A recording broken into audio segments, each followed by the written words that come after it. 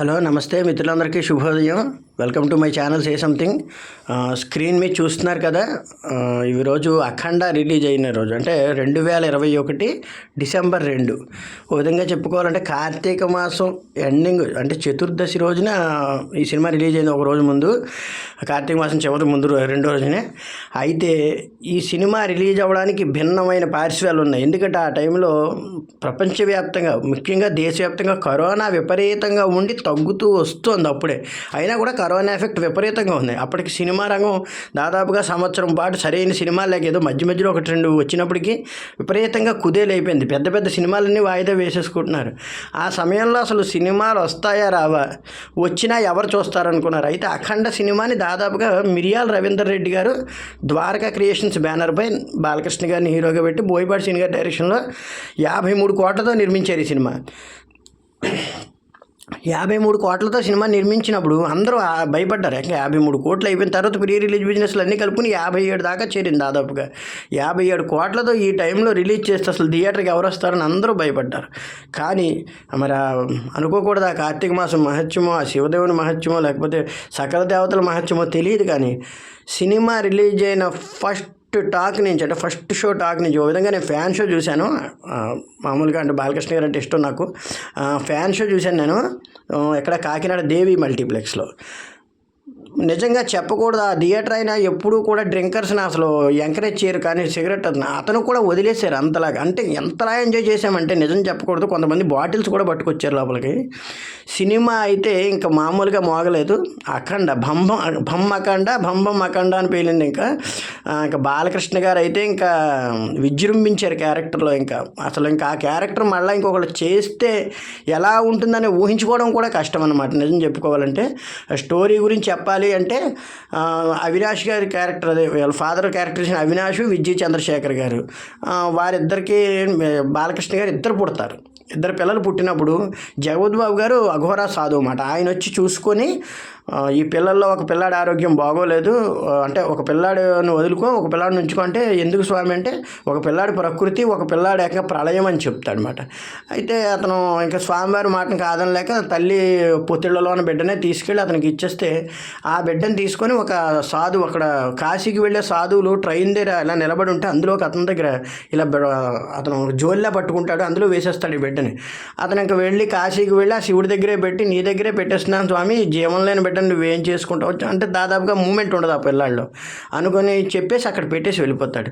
అంటే అనుకోకుండా అది మంచి రోజులు కావటం, ఆ శివుడి దయ, కాశీ అంటేనే ఇంకంతా శైవ సన్నిధానం కాబట్టి ఆయన దగ్గర నుంచి పడిన ఒక నీటి బొట్టికి ఆ అబ్బాయికి మెలకు వస్తుంది అనమాట. ఆ బాబుకి రాగానే ఒక్కసారిగా అందరు ఇలా విచిత్రంగా చూసి అందులోంచి ఒక అఘోరాచులా తలుపు తీయటం, ఆ తర్వాత ఇంకా అతను అఘోరాల్లో పెరగటం. ఇక్కడ వాతావరణం చూసుకుంటే ఈ అబ్బాయి మురళీకృష్ణ అనే కుర్రాడిగా పెరుగుతాడు. అతను బాగా చదువుకుని ఎడ్యుకేట్, అతను కాలేజీలు అవన్నీ చుట్టుపక్కల కట్టించడం, రైతులకు అండగా ఉండడం, ఫ్యాక్షన్ నిర్ణయాలకు వ్యతిరేకంగా ఉండడం చేస్తాడు. అలాగే ఫ్యాక్షన్ గింజంలో ఉండే ఒక అతన్ని ఎదిరించి అతన్ని మార్చడం, రైతులకి అది అండగా ఉంటుండడం చేస్తుంటాడు. ఆ ఊరికి కలెక్టర్గా ప్రజ్ఞా జైస్వాల్ వస్తారు. ఆవిడ పేరు శరణ్య బాజ్పేయి అనమాట. శరణ్య అనే పేరుతో ఆవిడ కలెక్టర్ కింద వస్తారు. ఆవిడ ఇతను ఇష్టపడ్డ, ఇతని నిర్ణయాలు చూసి, ఇతను మంచితనం చూసి, చుట్టుపక్కల అతను చెప్పుకునే విషయాన్ని చూసి ఇష్టపడడం. తర్వాత ఆవిడ అనుకోకుండా పూర్ణ గారు ఉంటారు క్యారెక్టర్, ఆవిడ పద్మావతి ఐఏఎస్ అనే క్యారెక్టర్ చేశారు. ఆవిడ మైనింగ్ మీద ఎంక్వైరీ చేస్తుంటే ఆ ఎంక్వైరీ రిపోర్ట్ ఇవిడికి ఇవ్వటం. ఆ ఎంక్వైరీ రిపోర్ట్లో విలన్ శ్రీకాంత్ గారు భయంకరంగా ఉంటాడు ఇందులో. అసలు శ్రీకాంత్ గారేనా అనుకుంటాం మనం. ఆయన ఆ మైనింగ్కి యజమాని అవ్వటం, ఆ యజమాని అయ్యి ఉన్నట్టుండి అతను ఈ వీళ్ళ మీద పడి భయపిస్తే ఒకసారి ఏమవుతుందంటే ఇంకా బాలకృష్ణ అక్కడ వాళ్ళకి గట్టిగా వార్నింగ్ అవ్వడం అది జరుగుతుంది. దాంతో అతను ఏం చేస్తాడంటే అసలు స్వామీజీని కలుస్తాడు. అసలు దీనికంతటికీ మూలం ఫస్ట్ ఒక తీవ్రవాది స్వామీజీగా ఎలా మారాడనేది మూలం చూపిస్తారన్నమాట. యాక్చువల్గాను ఆ తీవ్రవాది ఒక స్వామీజీని చంపి తను ఆ పీఠంలోకి వచ్చేస్తాడు, ఆర్మీ నుంచి తప్పించుకుని, పోలీసుల నుంచి. అతను ఒక భయంకరమైన గజేంద్ర సాహు అనే తీవ్రవాది. అతను స్వామీజీలా వేషం వేసుకుని చాలామంది అవుతాడు. అతను ఈ శ్రీకాంత్కి అండగా ఉంటాడు. అతను ఏం చేస్తాడంటే వెంటనే అక్కడ ఉన్న చుట్టుపక్కల వాళ్ళందరినీ చంపించేసి, అలాగే ఎదిరించిన బాలకృష్ణ గారిని కూడా ఈకిస్తాడు జైల్లో, ఆ మురళీకృష్ణ క్యారెక్టర్ని.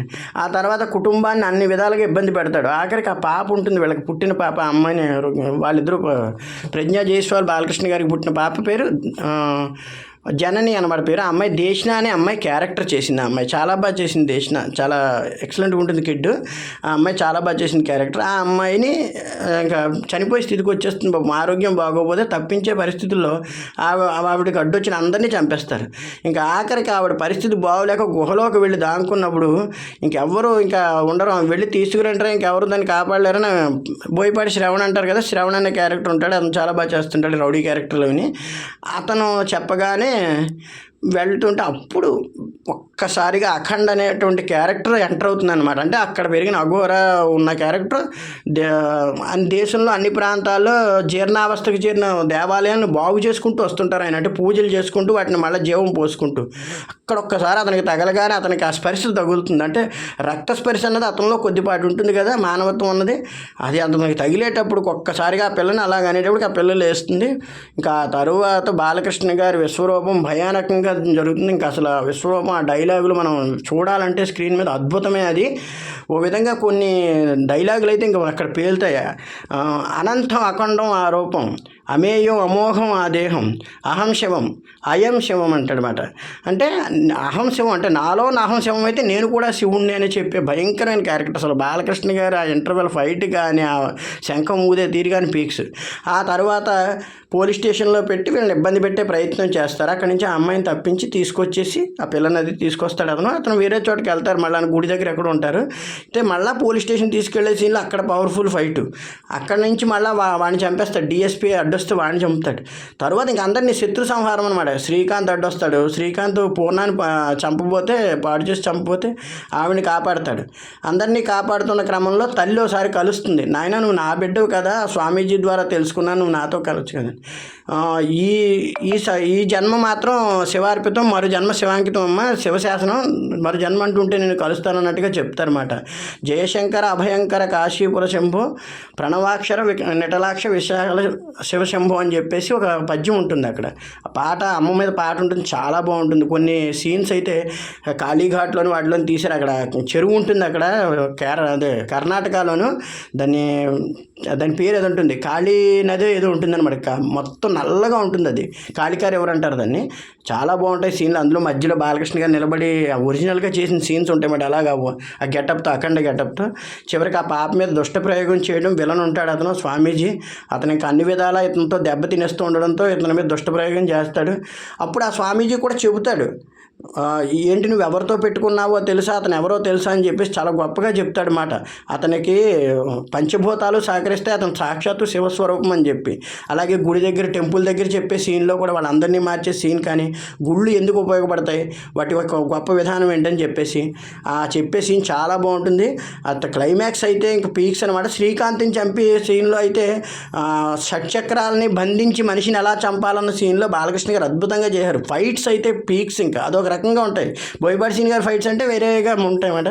కానీ ఈ సినిమాలో ఇంకా అద్భుతంగా ఉంటాయి. రత్నం గారి డైలాగ్స్ అయితే ప్రతి నిమిషం పేలే. అందులో శ్రీకాంత్ గారిని చంపాక వాళ్ళు వస్తే ఇక్కడ అదే అంటాడు, ఇక్కడ నేను చేస్తున్నది డస్ట్ క్లీనింగ్ చేస్తున్నాను, పెస్ట్ క్లీనింగ్, క్రిమి సంహారం అని చెప్తూనే, అంటే ఏంటంటే భూమికి భారమైన వారిని చంపమని భూమాతే చెప్తోంది. అటువంటి వాళ్ళని చంపడానికి ఎందుకు నేను వెనుకాడని చెప్పేసి చెప్తాడు. అది మరి నేరం అవుతుంది కదంటే అది మాకు చెందని చెప్తాడు. ఆ విధంగా క్లైమాక్స్లో శివుడిగా చూపించే సీన్ కానీ. So please subscribe my channel. Thank you.